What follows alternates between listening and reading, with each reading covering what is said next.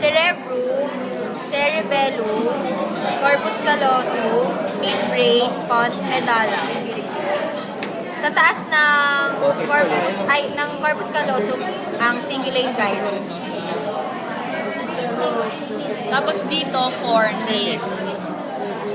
Tapos, ito, ang tawag dito sa parang triangle na to, ito, parieto-occipital sulcus.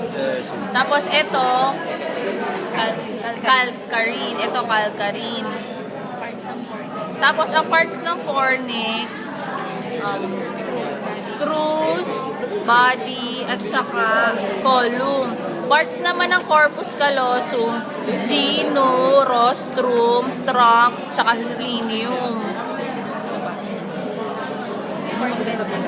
Ang fourth ventricle, associated siya sa cerebellum. Dito siya. Yung third ventricle, dito sa may thalamus. Dito siya. Yung preconeus, saan yung preconeus? Diba, hanapin mo muna yung parieto-occipital. Occipital.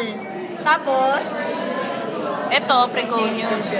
nasa harap nun, ito. Preconeus. Ito, preconeus. Ito yun. Ito lang. Yan. Sa likod naman nun, Sa loob ng triangle, yung cuneus. ayan. Ito yung cuneus. Dito yung cuneus. Lipat na natin sa Wala na. Stop. Ay,